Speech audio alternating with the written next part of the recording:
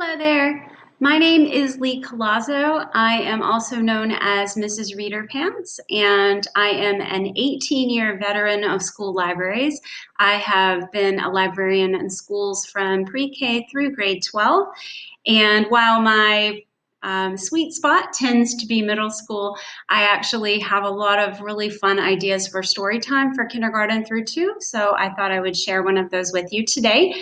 So this is my book care library lesson slash story time for grades kindergarten through 2, and I would, there's 2 ways to do this. If you are teaching face-to-face, I would have this behind me or next to me on a screen in the library in my story time area.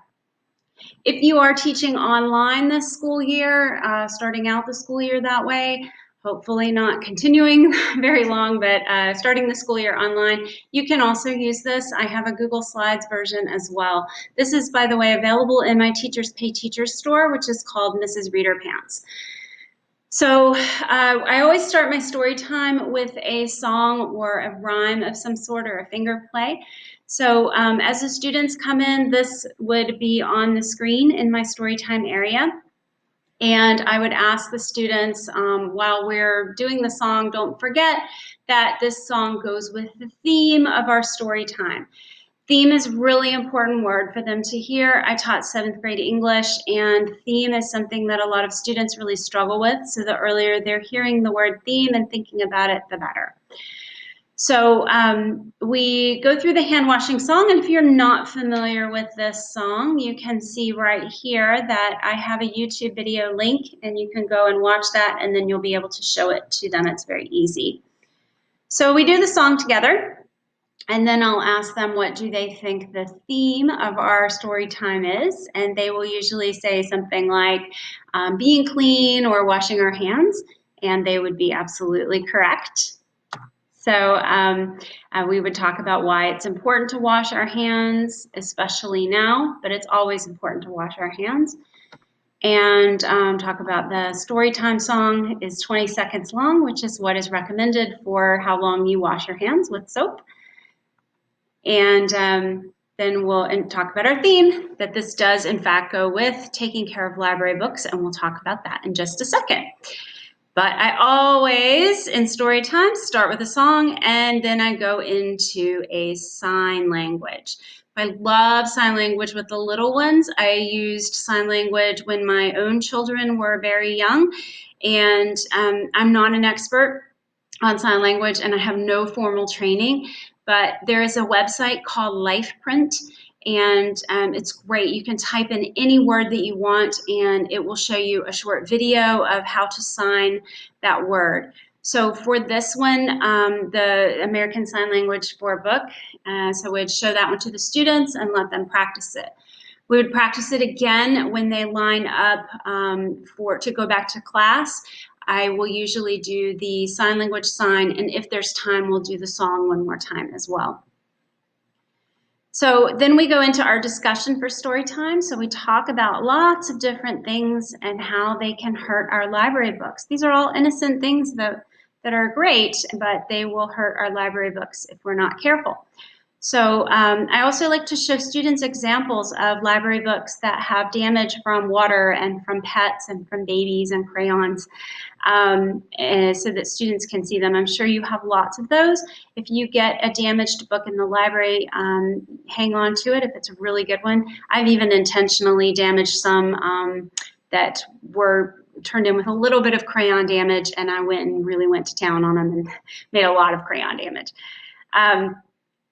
So we go through that, and then we get to our story time.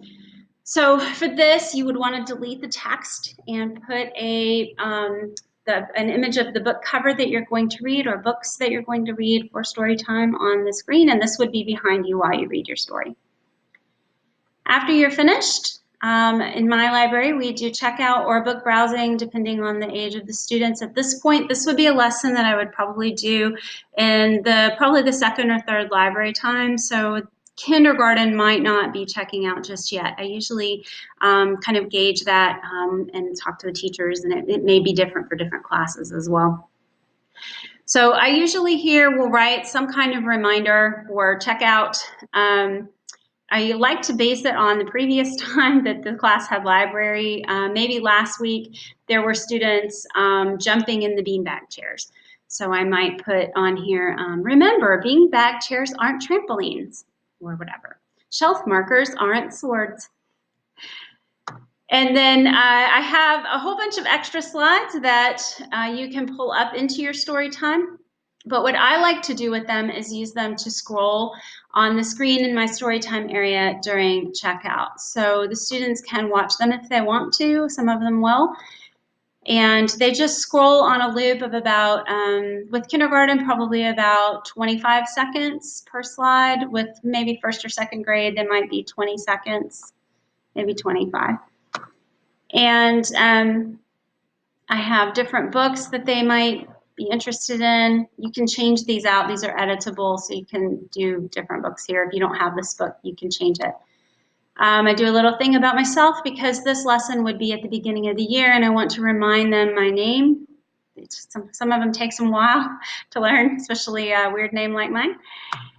And then I also have a word of the week that goes with the story time. So this might be one that if you have a little extra time in your lesson, you can duplicate this slide and also include it in your story time.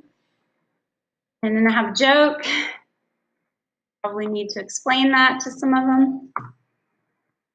And I used to live in Shanghai, so I have a lot of things about Shanghai in my lessons.